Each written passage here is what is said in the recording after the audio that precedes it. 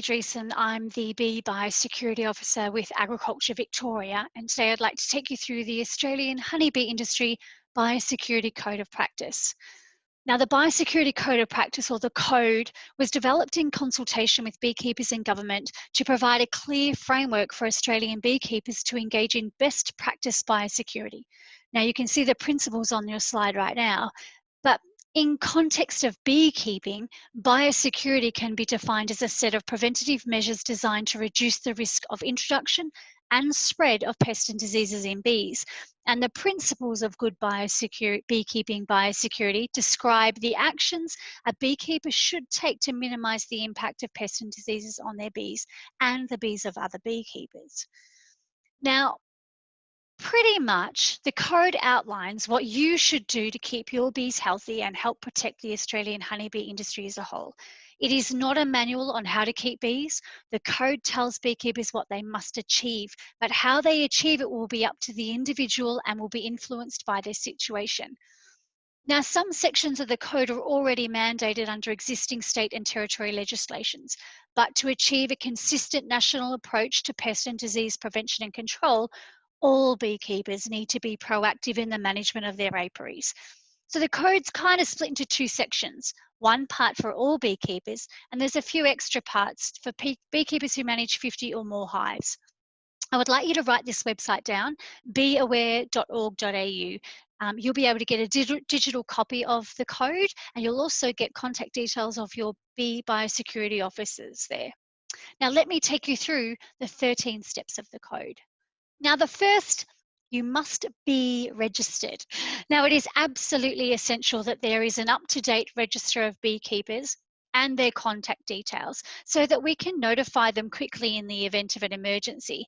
If we ever have to deploy resources to combat an exotic disease outbreak or even a natural disaster like a bushfire. Now, up-to-date information on hive numbers also informs decisions on disease control and eradication around the country. Now, registration is compulsory in almost every state. We do encourage you to register your hives and talk to anyone you know who is not yet registered. Number 2, beekeepers must report notifiable diseases. Now, this requirement actually exists in every state and territory legislation, but it is included in the code to reinforce its very important obligation. The prompt reporting of notifiable diseases is absolutely essential for control and eradication. Now, the government also uses disease reporting to compile disease prevalence data, and that helps with supporting trade with interstate and overseas partners. Now, individual state and territories have different reporting requirements and/or even exemptions of reporting notifiable diseases, so all beekeepers must ensure that they're aware of what requirements comply to them. Now, if you cannot remember telephone numbers of apiary inspectors or who you need to call, just remember this number. If you ever find anything unusual in your hive, please call the Exotic Plant Pest Hotline on 1-800-084-881. Number 3, hives must be regularly inspected for pests and diseases. Now, good biosecurity is a shared responsibility between all beekeepers, and all beekeepers have an obligation to take steps to minimize the risk of pest and disease spread, both within your apiaries and to other beekeepers' apiaries. Hence, you must regularly look for pests and diseases in your hives. Now, the code requires beekeepers to inspect their hives at least twice per year and keep accurate records of their findings. Now, this is a minimum requirement for good bee husbandry, and beekeepers are encouraged to inspect more frequently. The code also has a requirement that at least one hive in every apiary is examined at least twice per year for evidence of exotic mites, and on mainland Australia, the brawler fly. Now, this test must be done using one of the following methods: drone uncapping, sugar shake, or alcohol wash. Now, as the code is being adopted in each state, it is important that you know all of the requirements in your individual state. For example, Victoria has already included the code in its legislation via the Livestock Disease Control Act, and it states that you must do drone uncapping with either a sugar shake test or an alcohol wash. So it's important that you find out what the requirements are within your state or territory. If Varroa destructor arrives in Australia, we will be the last major honey producing beekeeping country to get the mite. So it is absolutely imperative that you know how to look for the mite. The sugar shake is one of the easiest things to do. Make yourself a container, start practicing now. Early detection of exotic pests is absolutely essential. If Australia is to got any chance at eradicating an incursion, and if all beekeepers are actively looking for pests and diseases, together we will greatly enhance the national surveillance system. Number 4, beekeepers must control and eradicate pests and diseases and must manage weak hives. Now, if a beekeeper finds a pest or disease in their hive, they must take appropriate steps to manage its impact on the infected hive and also prevent its spread to other hives. Now, robber bees provide a major pathway for the spread of infectious disease, so maintaining strong hives is really important in as a preventative measure. Now, American foul brood is the most significant bee disease that is already present in Australia, and it can have a devastating impact on individual apiaries. If AFB is detected, you really need to take immediate action by bee-proofing the infected hive and contact your local apiary inspector and work with them on how to take action as soon as possible. Number 5, beekeepers must maintain records for biosecurity related actions and observations. Now, good record keeping is absolutely critical to good beekeeping and good biosecurity. It provides a record of actions that were undertaken, and accurate records are essential for tracing the source of disease outbreak. It is also important that records are made at or close to the time that the action or observations were being recorded. Now, the records required under this section of the code are all minimum. All beekeepers should keep biosecurity related actions and observations. And there are example templates for record keeping available on that beaware.org.au website that will help you with this requirement. Number 6, hives must be appropriately constructed and branded. Now, hives, and that includes swarm catch boxes, must be maintained in good condition to minimize the risk of disease spread. If bees can only enter and leave the hive through the entrance designed by the hive manufacturers, then that will assist bees to defend their hives from robber bees. So to facilitate hive inspections as required as part of this code, all hives must have removable combs, and that includes top bar hives. They are absolutely permitted, but only if the comb can be individually or separately removed from the hive for inspections. Now, this section also contains a requirement that all hives must be branded in accordance with your state or territory regulations. Branding is one of the simplest things that you can do. You can burn it, stencil it, paint it, endorse it, stamp it, carve it, etch it, whatever those figures and letters of your brand, as long as those letters, the symbols that make up your registered brand are clear and legible, and make sure that you find out the height requirement that your state or territory regulation requires. Whack it on the boxes. Number 7, beekeepers must not allow hives or appliances to become exposed or neglected. Now, it goes without saying, but allowing hives or appliances to become exposed or neglected is an offence in all states and territories. Robbing of exposed or neglected hives is a major pathway for the spread of pests and diseases, and this section is included in the code to reinforce the importance of the beekeeper's biosecurity obligations and the importance of properly caring for hives. The appropriate care of hives also means ensuring that your hives have readily access to suitable water. Number 8, beekeepers must allow their operation to be assessed. Now, all beekeepers are required to keep records, and beekeepers in charge of 50 or more hives are required to certify their compliance with this code annually. And all beekeepers may at some time or other have their records examined by a bee biosecurity officer or an authorised person to verify that this self-certification and beekeepers are required to cooperate with the assessment and make their records available. An examination could include the beekeeper's records, or a site visit, or looking at appliances and equipment. These assessments also focus on beekeepers in charge of 50 or more hives, but the requirement to make records available really does apply to all beekeepers, small or big.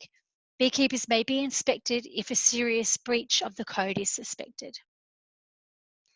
Now, if you have 50 or more hives, then the next 5 steps requirements are for you.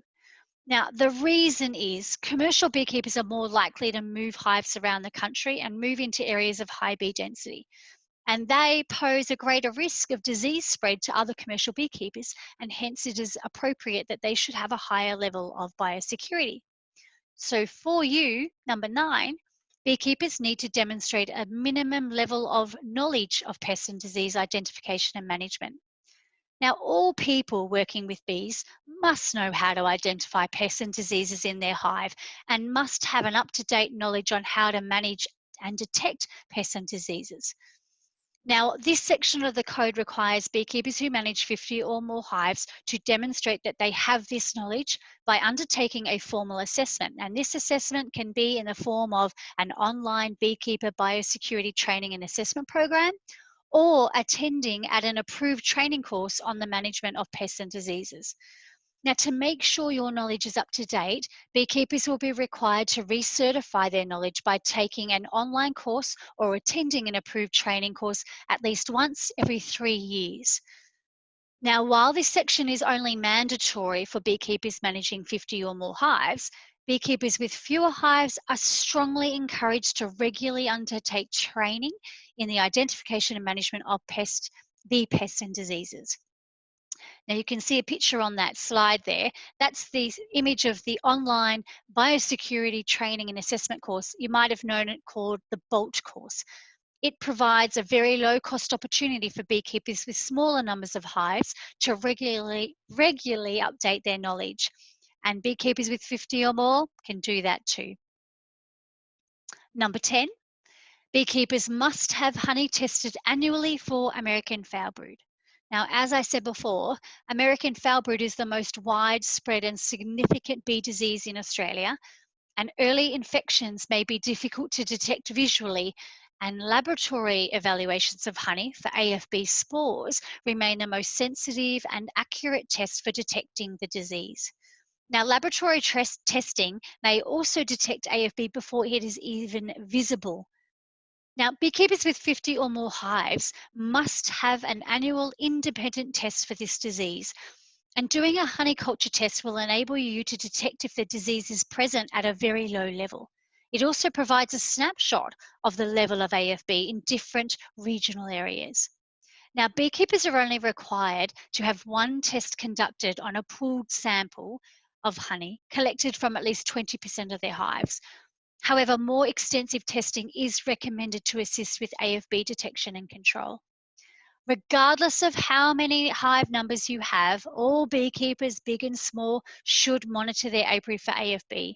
So while this section of the code is only mandatory for beekeepers managing 50 or more hives, smaller beekeepers are strongly encouraged to regularly test their hives for the presence of AFB also. Number 11, nearly there. Additional information that beekeepers with 50 or more hives must provide annually. Now, this section details the additional information that you must provide each year to enable the assessment of your compliance with the code, and that includes a declaration from the beekeeper and their operation and management of the bees in the compliance with the code, including requirements where applicable for hive inspection, bee and pest management, record keeping, AFB testing and training and results. You must know that making a false declaration is actually a serious offence, and it may result in a fine or prosecution. So make sure you're following the code. Number 12. Now, this is a recommendation that apiary sites should be identified easily. And the identification of apiary sites with clear visible signage bearing contact details and phone numbers. It'll enable beekeepers to be contacted very quickly in the event of a natural disaster or emergency. Although hives are identified in most jurisdictions with brands or registration numbers, it does not facilitate rapid contact with hive owners. This requirement is not mandatory, but all beekeepers are encouraged to comply. It does not apply to hives or swarm catch boxes that are located on a beekeeper's normal place of residence. And the last one. Beekeepers should maintain a barrier system for hive management. Now, a major spread of disease within an apiary happens, and even between other apiaries, is through the transfer of infected material prior to the disease and symptoms even being detected. And a barrier system is a process of dividing apiaries into smaller subunits so that there's no transfer of potentially infected material. Hence, hives and hive components from one subunit are not interchanged with those from another. Now, good record keeping and forward planning is absolutely essential, and all people working with those hives need to understand how that system works for it to be effective. But it is important to note that a barrier system does not stop you from getting the disease, but it will stop you from spreading it. I hope I've made it easier for you to understand the steps of the code of practice. By adopting the code as part of your daily beekeeping activities, you are helping ensure the future viability and sustainability of the Australian honeybee industry. So thank you.